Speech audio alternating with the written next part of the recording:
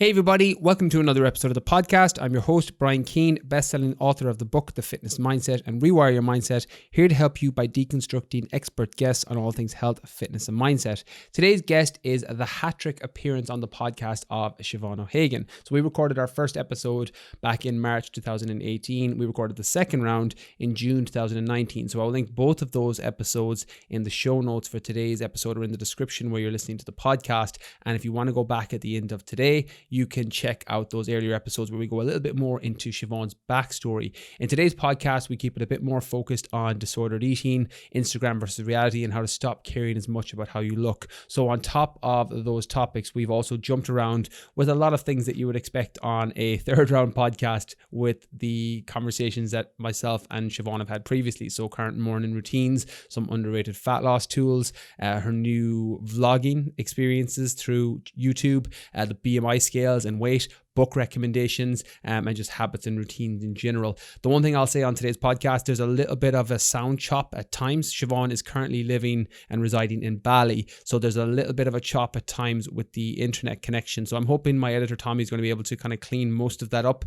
but just so you know and so you're aware, the sound quality is perfect apart from sections that do little bits of jump here and there. They are a little bit worse at the very beginning and then ease off as the podcast goes on, just so you kind of have that little bit of knowledge going in. So without further ado, here is the hat-trick appearance of Siobhan O'Hagan on disordered eating, Instagram versus reality, and how to stop caring about as much about how you look. Enjoy.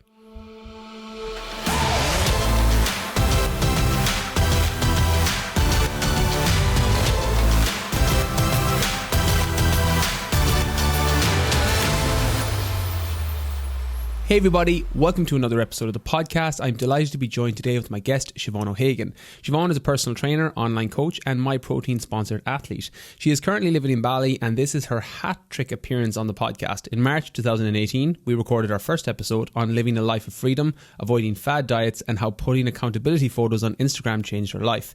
In June 2019, for round 2, we talked about food relationships, the fitness identity, and finding self-love. Today, I'm looking forward to catching up on all things health, wellness, and mindset. Siobhan, welcome back to the podcast. Thanks for having me again, 3 times. It's actually been such a journey. I'd love to listen back and see how things have changed. Like my attitude to everything has probably changed in the last 3 years. So yeah, hopefully we still have more to talk about. That's why I'm looking forward to chatting, because you're one of the things I love about you and your content, because you put across a lot of what you do, your morning routines, the books you're reading, etc. And we'll unpack all of those as we go along. But you're constantly developing and personally developing yourself. So I think every time we have a conversation, either on or offline, it's always like you have new things that you've been doing, new habits you've been implementing. So I'm really looking forward to unpacking those. But before we do that, how are you feeling? You had a bad week last week. You were sick last week. Yeah. How is everything now? I had Sinead to cancel the podcast. I was like, then tell Brian I can't do it. It's actually it was dehydration, which is actually kind of embarrassing because I could have prevented that. With just the classic, Bali belly, where you lose a lot of fluids. And then I was on the beach and I started getting really cold and I was like, this is not a good sign. It was like 30 degrees. I was like, I'm getting a fever. So yeah, I was knocked out for a couple of days, which I'm never sick, touch wood, but I just had to recuperate and get a lot of fluids into me and not train for a couple of days and just relax and watch Netflix and stuff. So it was like being in lockdown a little bit, gave me a taste of it. But yeah, luckily back to myself now. I think appetite isn't there, but that's really strange for me, but I'm getting there. Yeah, you'll end up coming out of this significantly leaner by complete default when you just stop eating. People ask, what's the best way to lose weight? I'm like, just get sick. I was like, it's not good advice, but it's the best way. I know, they're panicking that I'm going to waste away. I'm trying to get as much food into me, as if I'm going to waste away. I love it. Siobhan, tell us about what you've been up to since we chatted last. We did our last round in person, didn't we, in Dublin? Because I was trying to think of the order. I think we did our first one on Skype when you were away. I think it was in Thailand. And then the second one was in Dublin when you were home briefly. Talk about what's changed since then. That was in June. That was the summer of 2019. So a good while ago now, nearly 2 years. Talk about what's been changing. The last 2 or 3 years I've just been floating around traveling. I think, it was just after my 30th in 2018 where I just kind of packed up my apartment and moved into a suitcase. And just started, I didn't really have a plan, but, was working all online at this stage. So I realized I could travel. So I when the first time I found Bali, I just found the perfect place for me. The way of life here is just It's just so chill. So I kind of still traveled, but kind of kept coming back to Bali. And then I suppose nearly a year and a half ago, I took a long-term lease in a villa, and I was like, right, that's it. This is home now. And then I spent this time last year in a bit of a panic. I didn't know what to do, obviously, with everything that was going on. And I decided to go home. So I was in Ireland for maybe 4 months, and then went to Portugal to live there for a bit, because I was waiting for Bali to reopen their borders. And then I came back here in October, and I've been here 6 months now, which is probably the longest I've stayed in any place in years. But yeah, so just living a really good life here, just doing Muay Thai and CrossFit and Jiu-Jitsu and yoga, and just hanging out with really cool people and eating nice food. Like, I'm living the dream. I really am. So I don't know how long it's going to last or what my life plan is, but I'm having a good time at the moment, which is, I think, lucky to say with all that's going on. I definitely want to unpack, because when I follow your stories, because you're great for putting up, your routine, the CrossFit, the Thai, the everything. To be fair, you document everything that you're doing. But definitely one thing I wanted to pick up. Yeah, but I love it. It's brilliant. There's so much value in there through what you're doing, what you're reading, and how you're kind of setting up your life. I'm curious with your morning routine. That's something that kind of jumped out at me even this morning when I was on your stories. What's your current morning routine look like? Yeah, so I've always been an early riser, so I wake up naturally. Probably around 5:30, and first thing I do is make a coffee, which is probably not very necessary, but coffee is my vice. And I have a coffee, and I'll read 10 pages of normally 2 books. I normally have just 2 books for my morning on the go, and that can be anything. At the moment, it's Astrophysics for People in a Hurry and 21 Lessons for the 21st Century. I just love learning about anything, so it's always something random. And then I will do a half an hour yoga, and that's only something I picked up in the last year, but it's made such a difference to my life. I just use an app called Down Dog, and you can kind of build on it, so you can start basic and build on it, and it's made such a difference over the last year. So I try not to miss that at all.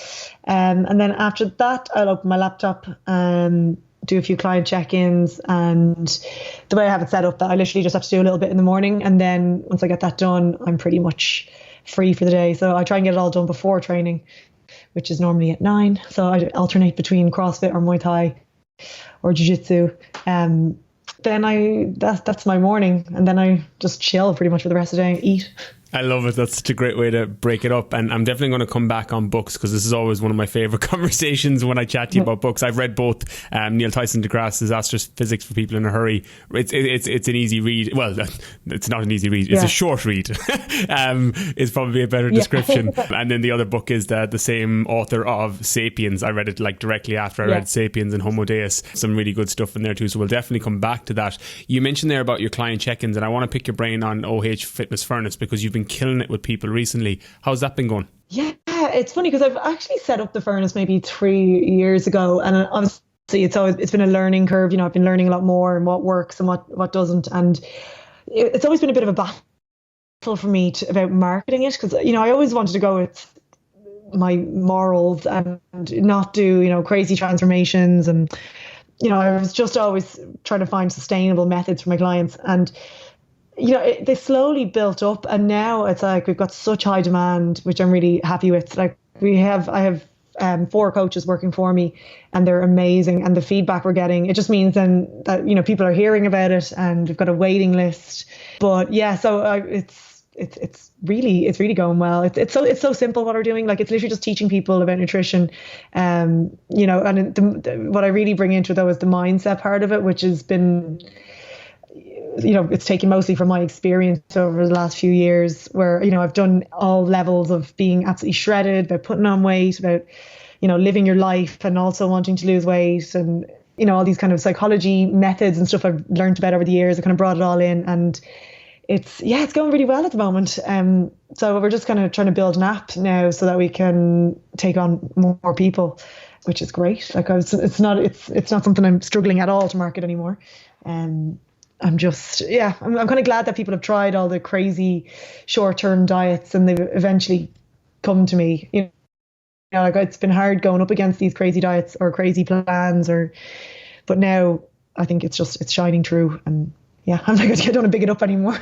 No, it's brilliant. I think the sustainable approach, and as you said, one of the definitely silver bullets that you have, or not silver bullets, silver linings of people coming in through that, is they know that these diets don't work, and then when they come to you, or they come to me, or they come to another coach with a similar sustainable philosophy, they've already tried it and they know that the quick fix doesn't work. So you get them at a better place with their mindset. When it comes to your experience, Siobhan, definitely because of your experience across, having been shredded, having been traveling with balance, having been, letting body fat climb a bit, and having a bit more of, enjoying your time with holidays and things like that. Like, that content that you put across is really helpful for people, because it touches on lots of different parts of people's journey. And we will circle back to kind of disordered eating, because you put up a really good post with those 3 photos that kind of broke it down. So I'm going to circle back. But before we do that, in your experience of working with people, and from your own experience on your own journey over the past, X amount of years, what do you think is the biggest underrated fat loss tool that people fail to kind of utilize or think about when it comes to whatever weight loss goal or fat loss goal they have? I think it's looking at calories average across the week rather than day to day. That's been a huge thing that we did for our clients, and it's made such a difference. Because so it's just taking a simple Google Sheets or Excel and just putting in a table and working out your calories for the week. It gives you so much more flexibility to have a weekend, to have, random days where you go over your calories and you realize that it doesn't actually, when you look at the law of averages, it doesn't bring your average calories up that much for a week. And by doing that, it takes the pressure off. And I really think when it comes to, I was just talking to a client about this, when it comes to long-term results, it's the people who don't stress about it, so it's the people who take the pressure off from dieting is the people who see long-term results. I've done it both, where you've been under the pressure of you want to look a certain way or have certain measurements or body fat percentage, and you're so motivated and you'll do everything perfectly, but then it doesn't last, because eventually that motivation won't be there. And I think I've realized that over the years, that when I take the pressure off trying to be perfect with calories or macros, it all just works out in the end. Like I always say, consistency over perfection. And I think by looking at calories just on average over the week or even the month, it kind of gives people more freedom to be flexible, and and then in the long run they find it easier to stay in a deficit. That's a really good one. I'm going to ask kind of a follow-up question on that, because you mentioned there that the people that tend to do very well with it are the people that don't stress about it. And I'm just curious, from your experience on working with people and having done it yourself, because I think back when we met first, which I think was probably a year even before we shot the podcast, you were very militant on calories in terms of the mathematic approach. Obviously with your mathematics background, you're like, the calories, I've got the calories. And you've kind of done a little bit of a switch on that. And there's different, it's horses for courses. Some things work for different people based on different times and based on goals. But from your experience, Siobhan, either with yourself or with clients, you mentioned the people that don't stress about it. Do you find that comes down to a personality type or an educational thing, i.e. the people that are more laid back by nature just tend to do better with it? Or is it an education that having a general knowledge of how caloric value works, or how caloric intake over the week works, that's the thing that helps people stress less? Or is it something else completely? Yeah, like my program is quite general in that, we do teach everyone about calories and macros, but and some people will come to me and they will say, oh look, I've done this before and I found I became too obsessive, so I don't want to do it again. And I'm like, that's fine. But then I realized that the people who become obsessive are normally people who have gone on too low calories and become, I think, the less, I would say, less food you have, the more you think about it. So what my whole ethos is having people on the highest level of calories as possible in a deficit. And I realized that the people who feel like they get obsessed about it, when you give them more calories, they tend to relax a bit. It's kind of like a one size fits all, but I do think that it educates people more. But there's no strict rules either. If someone really doesn't want to count calories, I'm like, that's fine. But I do think just having the knowledge, and because what I want to bring to everything is just more awareness. And I think by having more awareness about what is in your body or what you need and what, if you're not getting to your goals, I just think it is easier to look at numbers. And yeah, I'm always quite mathematical, but I just think it's about having more awareness about what you're having. And yeah, I think if people are struggling and they're not counting the numbers, I'm like, just have a look at it even for a couple of weeks, just to try and see if there's anything there that can be fixed, or that I always say to make sure that you're fueling yourself correctly, because a lot of the time people are eating very little, and they think they've got this crazy sweet tooth, and I was telling them, it's like, it's not a crazy sweet tooth. You're just hungry because you're eating so little during the day. You know, that's why you're snacking at nighttime. You know, if we just look at being more consistent with your food and make sure you're fueling your training and your days, you know, you'll actually realize that you can trust your body to be hungry at the right times. Yeah, it really does. Something I was talking about with one of my girls recently was that about sweet teeth or sweet tooth versus cravings. I'm like, they're not necessarily the same thing. You know, I use myself as an example. I have a massive sweet tooth, but I don't have cravings. I'm like, cravings are different. That's from, as you mentioned, under eating during the day, or, you know, potentially a magnesium deficiency or not sleeping enough. Like, they're cravings, whereas a sweet tooth is just something you have. I'm like, you can have a sweet tooth, but you're not craving where you're, you know, willing to sell your firstborn for a chocolate bar. Like, that's a different type of feeling completely on the extreme side. I want to circle it back there just because it gives a nice little tie-in with people under eating, I think, because of the disordered eating, especially with that kind of movement that's kind of coming on social media now, and you're putting out great content on this as somebody that is very open about their experience back when you were competing, back when you were shredded, now when you have that more of a life balance. I want to say recent post. It wasn't recent, it was early March, so it was a couple of weeks ago, but you put up a three-way photo that had the different stages of your journey. Can you talk about a little bit about your experience with disordered eating? Now, just to clarify for people, we're not talking eating disorder, they're two different things, but Siobhan, can you expand and talk a little bit about the disordered eating? Yeah, so I'd never had been diagnosed, and it was only when I was kind of looking back, I was like, that was definitely disordered eating. You know, I had done a bikini competition in April 2017, and I always say, like, I cruised into it, you know, had a great prep, got on stage, did well, and then it was just when I stepped off stage that I really found it difficult to be as disciplined as I was before, and I kept blaming myself for that. You know, like, I'd have a blowout and eat loads of chocolate, all the chocolate that's in the house, or, you know, a jar of Nutella, and then I would try and keep my calories low then to make up for that, you know, because I was very numbers based. And then I was getting stressed because I find myself then binging, you know, like which was just uncontrollable. And I never really, again, I kind of just blamed myself. Like, I was just saying that I had no self-control, or, you know, I didn't see it as like a natural bodily, like my hormones were crying out to be improved. You know, like, I didn't see it as like a natural bodily function to eat that much, and because I wasn't acknowledging it, then I kept restricting and then kept binging, and I just remember being really upset. But again, I didn't really reach out for any help or anything. Like, I was working with a coach, but I was just like, oh, it's fine, I'll just keep my calories low this week. And she was like, no, you need to increase them. I'm like, no, because I had like 5,000 calories at the weekend, which, you know, like, in my head numbers, I was like, no, that can't, I need to make up for that. And I was still trying to do bodybuilding training, which kind of just, I always say, felt like pissing in the wind when you're putting on weight.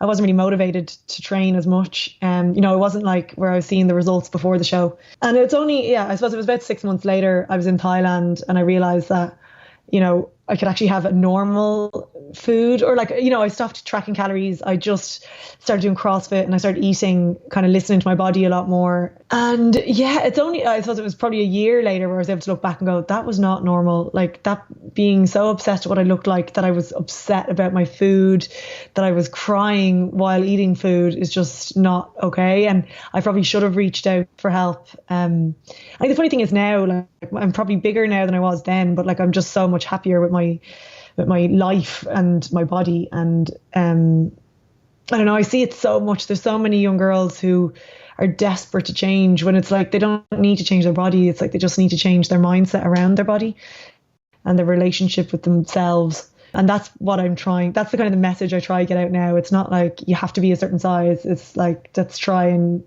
change your relationship with your body, if that makes sense. It does, yeah. I was going to ask the advice you'd offer to someone in a similar position, but I think you touched on it there, that, you know, reach out to somebody, talk about it, etc. So I'm going to change direction with the question that I was going to follow up with. If you could go back to that time, do you remember and recall what were the resources or tools that helped you? Was it a person? Was it books? Was it a podcast? Was it, you know, internal reflection? What was the thing that helped you come out of it? Yeah, everyone always asks me like, what's the secret? And I always say like Thailand helped by just moving to Thailand and meeting loads of people who didn't know me before, kind of a really becoming more performance focused with my training. And it's actually probably, I think I just started working with Larry Doyle at the time as well. And that helped where he had me kind of tracking everything. Whereas I think before I was tracking calories, but like if I had a bad day, let's say, I just keep eating. Like, so when I was working with a coach, I was like, shit, I really have to tell him how much I'm eating. So that kind of just gave me a bit more awareness. Whereas before I was like, oh, I just won't track today. And I'd eat, thousands of calories. Or when I was working with someone, I was like, okay, well, at least I need to be a little bit more aware of what I'm having. That was just something small. But yeah, I definitely think traveling made such a difference when you step out of that, the bodybuilding scene I was in Ireland, and just turned into a CrossFitter then. But then when I stopped caring about my body as much, then I actually got into what I would consider good shape then. And it's because I took the pressure off and just listened to my body a bit more. What helped you stop caring about your body so much in terms of physical appearance? Was it the switch towards the performance? There was obviously a combination of removing yourself from the bodybuilding environment. My mum used to always tell me, you lie down with dogs, you get fleas. Like, you're going to be, if you're in that circle, it's very hard to remove yourself from the value systems that people have within the same circle. Again, I had this very similar experience, so I know exactly what you're talking about. But for you, how did you stop caring about your body? And I won't say stop caring about, because you very clearly still look after yourself, but stop caring about how much your physical appearance. Was that a misalignment or a realignment of your value system? Was that just switching towards performance with training, or what did that look like? Yeah, well, I think it was a lot of things. Like, I have done a lot of work on mindset over the years. Like, journaling is a big thing. And, because I think I became less, like, I journal about what was important to me. And I think I realized that, like, my body was becoming less and less important, and, experiences were becoming more important. And I think by doing that, like by journaling about, how much fun I'd had at my friends at the weekend, rather than thinking about how much I ate at the weekend, I just, again, would take the pressure off dieting as much, or, the pressure of appearance. I don't think it was any one thing. It was a lot of journaling, a lot of self-reflecting, a lot of like messing up and then realizing it doesn't matter. And then I suppose, like, if there was a day, say I ate a lot of food, I'd go in with the attitude to training. It's like, oh yes, okay, I'm well fueled, I'm going to be able to lift heavy today and run far. And then I did, like, I was lifting heavy and becoming the fittest I've ever been. And then obviously I was expending more calories, and my body was just adapting well, like, and I wasn't binging as much, so I was still able to enjoy my food, but I wasn't being restrictive and excessive. So yeah, I don't think there's any one. I wish I had the answer, or just tell everyone to go to Thailand if they're struggling. But I think it's just, it's been around a different environment of people who don't care as much about what you look like, and just always being myself, like, especially online. Like, I always just shared my shape, whatever way it was. Like, I never tried to hide it. I think I've seen that a lot of people struggle, like, post competition, where they're just showing, like, throwback pictures of when they were competing, because they're embarrassed of what they look like when they probably look amazing now. They just need to kind of show it and let people acknowledge it. Yeah, so that's, I think, just always being myself as well. Yeah, I think that is the secret, that there is no one thing, and it's very easy for people to have a temptation that there's a magic pill or a silver bullet, when there isn't. It's normally a combination of several things that have added up to, a transition out of disordered eating towards more self-love, which is something we touched on in the last podcast, and I know you've been kind of continuing that journey over the last 2 years. But you mentioned there about sharing your shape, and this is something that I made note that I definitely want to talk on, because as somebody that also falls onto the overweight category on a BMI scale, talk about not relying on the scales to measure health or even physical body composition. I think is probably it would also be an accurate term, but talk about the BMI scale a little bit. Yeah, I've always been in the overweight category in the BMI. Well, maybe not when I was on stage, but the majority of my life. And it was in a book I was reading, and because I hadn't checked it in a long time, and I'm feeling great at the moment, so I was like, oh, I wonder what my BMI is now. And I checked it, and it was overweight, and I was like, I'm wearing size 10. I have, like, definition of my stomach. Like, what more do you want from me? And like, I did a video this time last year that went very viral, talking about, I suppose, why the scales doesn't matter, and just how, fat takes up more space than muscle. And I just used like a water bottle and a bag of toilet paper just to show the visual to people. And I think some people didn't get that, when you like muscle just takes up less space but will weigh the same. Yeah, it's so frustrating. Like I mean, a lot of clients are obviously still very reliant on the scales. They'll see measurements dropping and they will still be like, but what about the scales? And I'm like, well, you're putting on muscle, or, there's loads of different reasons that the scales can be going up and down, depending on what time of the month it is and how much you've eaten today or what you've drank. I'm actually probably having the opposite problem at the moment. The scales like dropping for me after I was sick, and I was kind of like, there's still part of me that like sees a low number and it's like, oh, maybe I am getting really small. But then I actually did my measurements this morning and I'm like, oh, I'm the same. Like, so I'm the opposite. I think I'm losing. I haven't actually done any weight training in a good bit, so like I think I'm losing muscle, so I'm getting lighter, but like I'm not getting any smaller. So I have to try and like show women that like if your goal is to get smaller, then let's just focus on measurements, not like the weight between yourself and the ground, or the relationship between yourself and the ground. But yeah, the BMI, I mean, it obviously has its place with, people who are obese, but I just don't think, I think people who are obese know that they're obese and they don't need this number to tell them that. Like people know when they're healthy or unhealthy. It's not like you're going to check the BMI and then change your body behavior. I don't know. I mean, I didn't anyway. I didn't panic and think, oh, I need to do something now, when I realized I'm in the overweight category.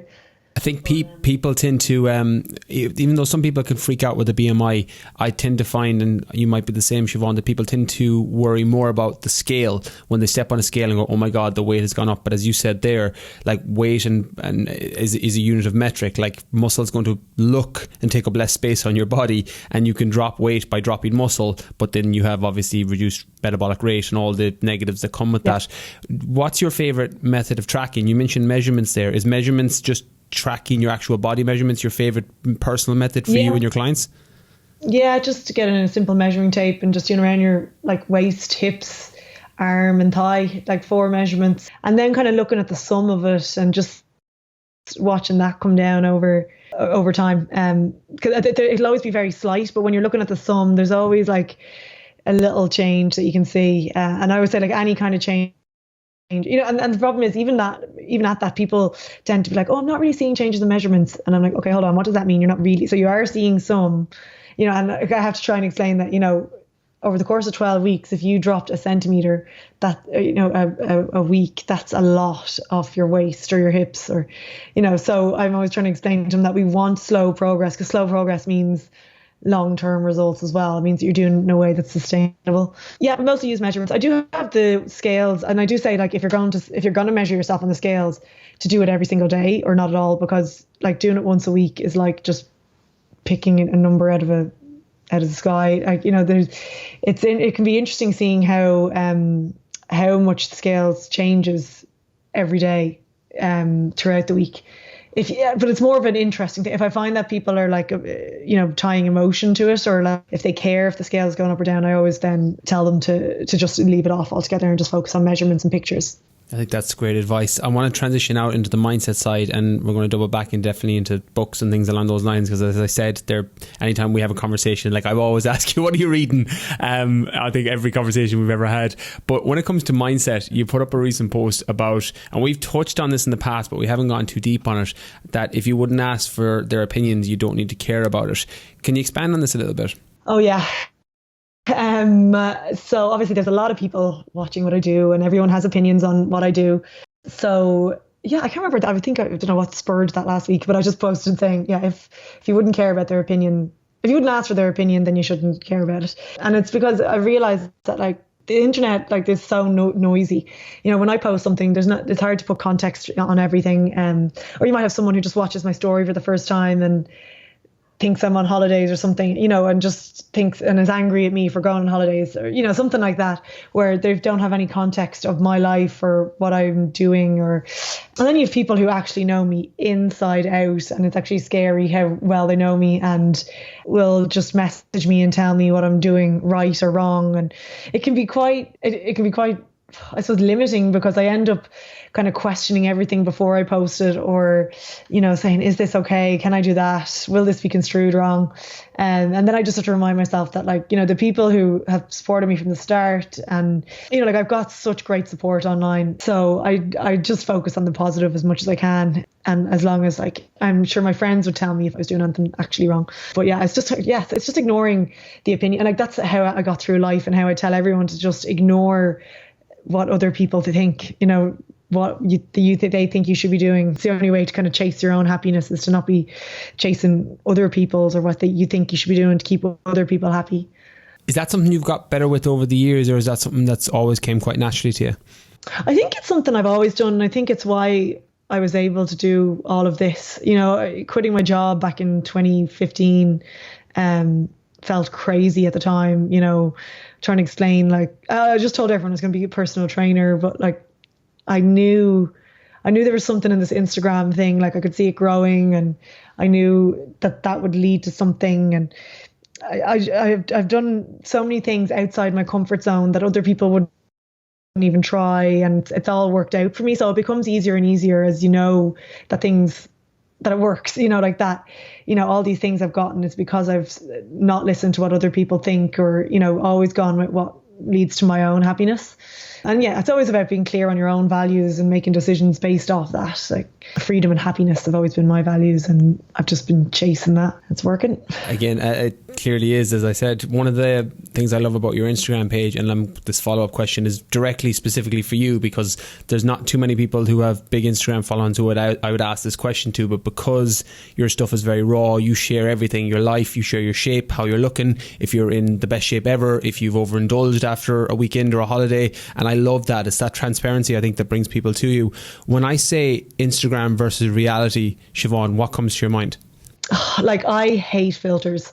I'm really against them. It's funny because Sinead, we've fought over this over the years, because I just think, well, first of all, I see people using them, and I think I genuinely sometimes feel sorry for them. I'm sorry for people who feel like they can't come on their story without it.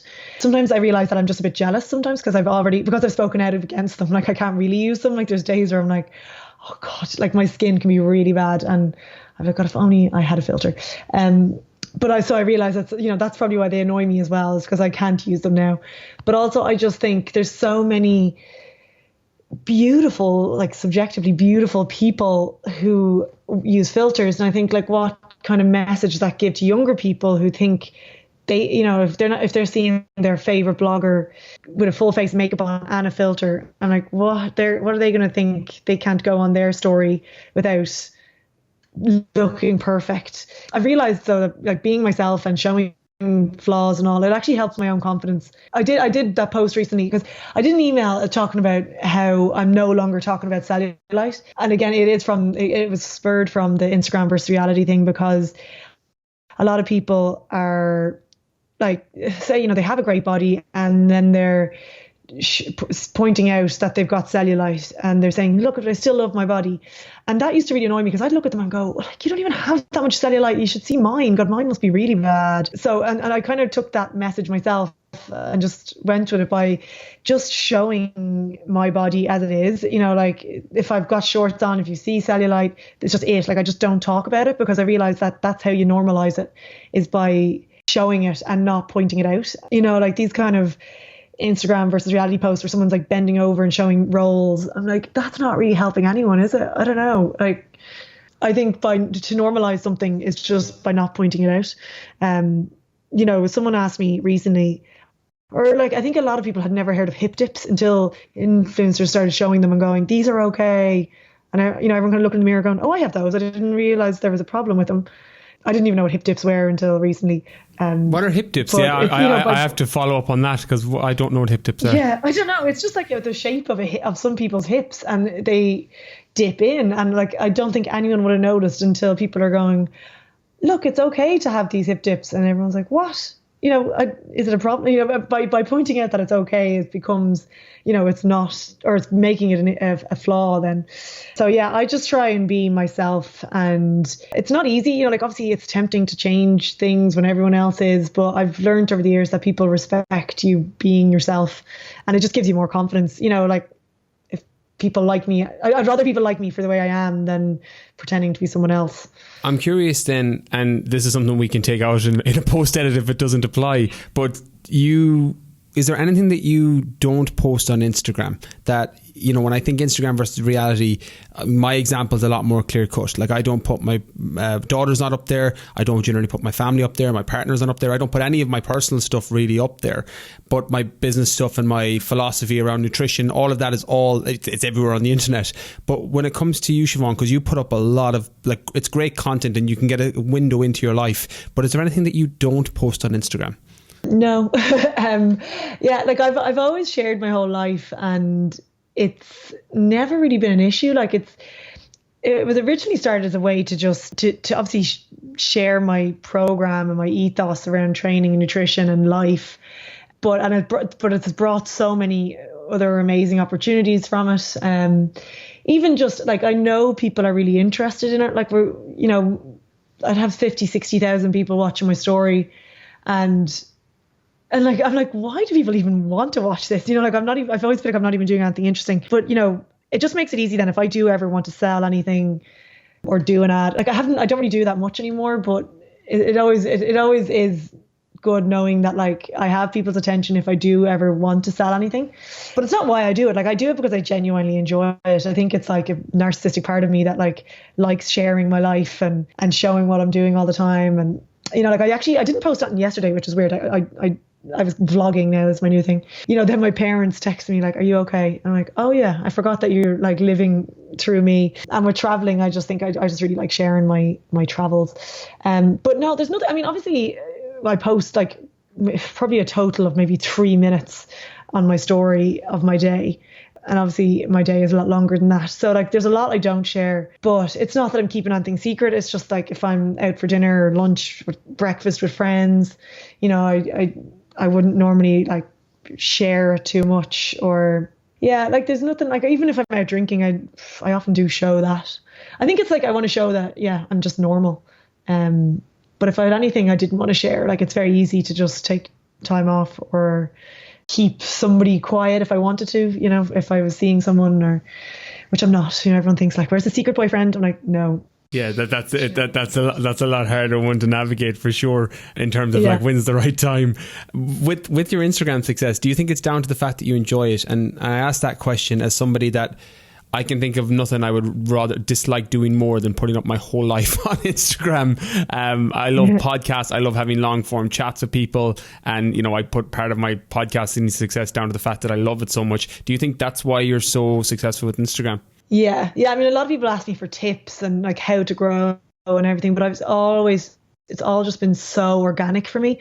I've never had like a strategy, and even now I don't think, you know, if I tried to start it now, I don't think I'd do as well. I think I was, you know, the timing for me was really good. I was able to build up like a loyal following when there wasn't that many people on Instagram. And yeah, like there's so much, I do enjoy it. Yeah. So like it would probably be a struggle for me to not post my whole life. You know, like I remember even when I was coming to Bali, I wasn't even sure if I'd get in, like with the visa and everything. And I was like, oh, how could I was like, I won't post until I'm there. And then I was like, oh, I couldn't wait to tell everyone I was going, you know, like, and then, you know, I knew how excited people would be for me as well. And it just made it all more exciting. Like when I told them when I had the boarding pass, and yeah, so like, I don't know, I just enjoy it. Yeah, I think it is. And I think that does make it, you know, it just means that I want to pick up my phone and share something. And, you know, when it comes to doing well with, you know, getting views on stories and stuff, it's just about being consistent. And yeah, so it's like with anything, if you're consistent and you enjoy it, it becomes a lot easier. Yeah, I love that. On top of that, this might be a completely different direction. It might not be Instagram related at all. It might be, you know, something completely different with mindset or nutrition or even business related. I'm not sure what direction you want to take it. But what's the biggest thing you've changed your mind about in recent years? Probably more so the last 2 years since we spoke kind of long form on the podcast. Oh, that's a good question that I'm probably going to have to think about. I don't know. Like, I just feel like I always keep my mind really open. Like, I'm really curious about loads of different things. So like, I'm trying to think if there's anything in particular.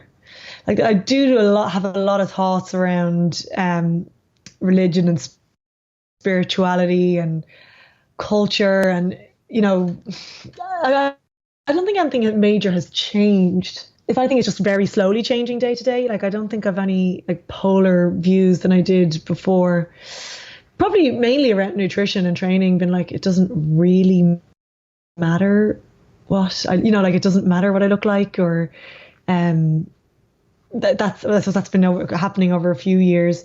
I don't think there's anything I've majorly changed my mind about. I'm kind of gone off CrossFit now, but that's just you're doing a lot of Thai boxing and stuff at the minute, aren't you? Yeah. I just with CrossFit, I've not that I peaked, but I don't know. I'm not even that motivated to put on any more muscle. I'm just like, I just want to enjoy my training. And sometimes that is CrossFit, but it's not CrossFit 5 times a week. It's, 1 or 2 classes a week and a bit of Muay Thai, bit of jogging, like I'm just really chill with my training. Yeah, I don't think I've anything polarized that I've changed my mind about. I'm just very open-minded. And if anything, like if I think back about like even the whole pandemic, like it's just kind of cemented that I was kind of right to choose this lifestyle and the freedom lifestyle, and I had my values in the right place, and it meant then that I could safely live in Bali. And I suppose I'm lucky that I've escaped lockdown again, and that's just it's just like confirmation that I've made the right decisions for me and my lifestyle. I love that. I'm going to just on that topic, because this is a kind of a similar way to ask a different way to ask a similar question. And generally I would ask kind of what your favorite books were, but like you put up so much content on your favorite books, and I'm not going to do that because we've touched on that in previous episodes. But can you think, Siobhan, of a book potentially that you've read over the last 2 years, because you read massively, like an eclectic reader across so many different genres and different topics, but has there been any book in particular that's challenged a particular belief of yours? I really thought you were going to ask me a really good book, and I was just going to say Code of the Extraordinary Mind. Oh, hold on, let's park that, because I haven't read that, so I want to come back to that. So let's go with any book that jumps to mind on the belief, and let's double back. Let me think. Like I'm reading a lot more like dating books and like femininity and like I'm reading a book at the moment called Why Have Kids, thinking it would change my mind, but it did not. I don't want kids, but let me think. I think the challenges. I love books that challenge. Like everyone will give out about Jordan Peterson, but I like reading a book. I love seeing different points of views. So like I'd be interested if someone gave out to me for reading the 12 Rules of Life because of the views in it. And I was like, but I like reading books that challenge my views. Like we can't just live in these echo chambers of the same thing all the time.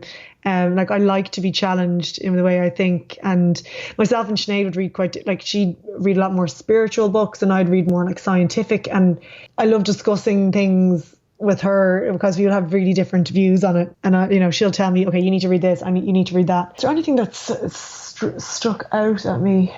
No, like I love read like those Yuval Noah Harari books that there's a lot to be taken for that, and it kind of gives you ideas of where to go in life, or like where to go with what else you want to learn about, like learning about religion and technology and culture. And like I had a thing recently. I just I want to learn about economics and behavioral economics, and I just went and read a book on that. Yeah, I kind of go off in so many different tangents with my books as well, but I probably do need more challenging ones. Well, the astrophysics one is challenging, but it's not challenging my belief system. It's a different type of challenge. And Sinead Hegarty is who you're referencing there with Sinead. I have her for round 2 on the podcast shortly. It's funny because I follow Sinead's stories as well, and her book recommendations, I'm like, not for me. I was like, there's some great ones here. I'm like, but I'm definitely not going to read that one. Whereas I think me and you, Siobhan, have a very similar overlap in terms of the books that we read, partly just probably interests. The Richard Thaler books on behavioural economics are fantastic as well. Go double back to that favourite book you read, because I haven't read that, and as soon as this podcast is over I'm going to add it to my wish list or order it on Amazon. Go for it. Literally the best book. I think it was an underrated book. Like I don't know how I hadn't heard of it. A friend of mine bought it for me, and I gobbled it up. Like it's all about... What's the title again? Code of the Extraordinary Mind. And it's all about these, I think it has like 9 laws in it. And it's all about just living differently. Like it's all about questioning rules, or they call them bullshit rules. And it's about questioning it. And it's funny, all these things that we do that we've never questioned that we just go through life thinking that's the way this works and without questioning why we do it. It really, like, I think I highlighted the whole book. And I'd say, like, at the time I was reading it, I said my followers were sick of seeing screenshots of it. Like, I just found it really an easy read and just a lot to think about. Anyone else that's read it since has agreed. So I always recommend that one now. It's one of the best books I read in the last year or more. I don't know how it doesn't have more, or I don't know how I don't see it more around the place, but would highly recommend reading it. What was your biggest takeaway from it? Just that, like, you can actually make your own rules in life. I'm always, which I was doing anyway, but I always felt like I was a weirdo, being 32 and not having a life plan and just living day to day and going to festivals and, but who says that I'm too old to go to festivals, or what is that rule? Where did that come from? Who says that you have to stay in one country, or who says that you need to have a house? And, like, that's just me making up my own rules. But, it's kind of, it's just that you can live differently. But it'd be interesting to see if someone, maybe more settled would get as much from it. And because it doesn't say you have to go traveling or anything like that. It's just about questioning the rules that we've grown up with and we think is the only way to live. That's interesting. I'm gonna, as someone that's settled for the most part, I'll definitely give that a read, and I'll let you know if it's this is a wanderlust book where you need to read it when you're traveling, or if it's the one that will work for yourself. No, I don't think it is, but I'm interested to hear what you think. Yeah, no, I definitely, I've literally wrote it down as soon as you said it. Code of the Extraordinary Mind. You don't know the author by the top of your head, do you? Begins with a V. Vishal something. I can't remember. Oh yeah, I'll put that. I'm going to do a search on that. I'll put it in the show notes for people as well, just because if it's getting a top recommendation from you, and again, I none of your books have ever steered me wrong. I've followed a couple from our previous conversations, and I've enjoyed all of them. So this is definitely one I've added to my list. Siobhan, I just have a couple of more questions. Talk about the vlogging. That's something you've expanded into YouTube. I think it makes sense with the context of the conversation that you love documenting your life, and it makes sense that you would transition into the kind of the vlogging. How are you finding that? Yeah, I actually realised that I love editing videos. Like, I just love the creative process. And it's one of those things that I realised that's where I get into a flow where, I can forget to eat when I'm editing a video because I'll just sit at it for hours. Then I was like, right, I need to start doing more videos then. I kind of realised that during a meditation or something. So yeah, I started, to be honest, I actually don't like being on the camera as much on YouTube. It's not as... I think it's just because my skin is bad at the moment that I just prefer making videos rather than being on them, but I'm doing it anyway. And it's been well received. I think I've done like 4 or 5 videos, just the usual, like, it's because I did YouTube years ago when I first started, I was being a proper #IrishFitFam and, sharing all my oat recipes and all that. And all those videos are still there. So it's hilarious to look back on, and it's on the same, like, on my same YouTube channel. So I'm just showing life in Bali and stuff, and then trying to do some helpful videos as well, like mistakes people are making with fat loss and how to calculate your calories and all that. But then just doing like daily vlogs as well. And I think a lot of people are sitting down to watch YouTube now. Well, I hear that's what all the young kids are doing these days. And it means, whereas sometimes when people are looking at Instagram stories, they're doing it, they're flicking through, they're just moving on. Whereas I think you might have someone's attention on YouTube for a lot longer. And yeah, I suppose when you have people's attention, again, you can sell anything. It's like I'm gearing up to sell something, but I actually have nothing trying to sell. But yeah, it's when I suppose I can start making money on YouTube then as well. Yeah, it puts you into that position. You set up the environment for good things to happen with it. Yeah. Yeah, I don't even know how much money you can make on YouTube. I've just had the thing that I want to get to like the 4,000 hours. Like, that's how many hours you have to have before you can start monetizing it. And like, I've been gearing up to it, and I'm like, it's probably going to like take over, and then it'll be 5 cents a video or something. But I don't care if you just like the fact that I'm doing something and I enjoy it, and I just like making the videos. Yeah, so I'll keep it up for now anyway. Yeah, you made me feel like such an old man there too when you talked about just the kids, because I only in the last 3 or 4 months started watching YouTube on my TV, and I'm like, oh my God, I'm so old. Like, I'm 33 now, just a bit older than you. And I was like, I used to watch YouTube on my phone, and now I've started watching on my TV. I'm like, where has this been all my life? I know, yeah, they're great. Well, at least you have a TV. I just watch on my laptop. Oh yeah, yeah. Well, I mean, we were going to a new villa with even better TVs and all this. Like, so I just don't have my own home with my own TV. Yeah, no, that's a COVID based purchase. That's TV again. I think similar to the two of us, that books will take priority over TV most days outside of a pandemic. Yeah. Siobhan, I just have one final question. As I said, love this conversation. Every time we get to catch up, I'm always really grateful for it. And this might be different from the YouTube and from the vlogging. And you mentioned there about potentially moving to a new villa. There's different things you're doing with training, different things you're doing with business. But what's the single biggest thing that you're most excited about right now? Oh, seeing my family. Like that's for me, like my whole purpose in life and everything is just like making sure my family are happy and healthy.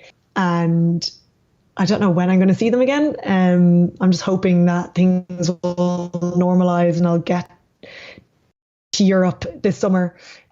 Like we had a family holiday in South Africa in January last year, just before, and like I spent all my money doing it, and it's like still the best thing I ever did, because obviously then all this happened. So yeah, that's all I wanted, to just see my family happy and healthy and with me there, hopefully. Yeah, hopefully. Well, things are at least moving in the right direction now, so I've got fingers and toes crossed for you. Siobhan, as I said, love this conversation. Every time we get to catch up, can you tell everybody listening where's the best place for them to reach out for you to potentially work with you with OH Fitness Furnace, or to follow you on social media? Give those links, give those channels now, and I'll link them all in the show notes for today's episode. Yeah, my website is ohfitness.ie and my Instagram is shiv.o'hagan, siobh.o'hagan. And you can get to know me there very well. Yeah, as she mentioned, all the stories are being documented, and also check out the YouTube channel. I'll link that too, because if the vlogging goes as well as the stories are going, that's going to be something that'll explode hopefully in the next few months as well. Siobhan, thank you so much again. Keep killing it. Keep doing what you're doing. Thanks keep inspiring. again, thanks for the books. Thanks for everything you do, and have a wicked day. Thank you. So there you have it, Siobhan O'Hagan on disordered eating, Instagram versus reality, and how to stop caring as much about how you look. Hopefully you enjoyed this episode as much as I enjoyed recording it. I went and downloaded the Code of the Extraordinary Mind on my Audible wish list as soon as this episode was over. So I hope you enjoyed it, as I said, as much as I enjoyed recording it and got as much from it as I did. So as always, if this is you're a long-time listener of the podcast and you're listening to this on iTunes, please leave a rating, please leave a review. That helps massively with the podcast and the algorithm. If it's your first time listening, hit that follow, hit that subscribe button for episodes coming every single week. That's all from this week's episode. Catch you all next Monday.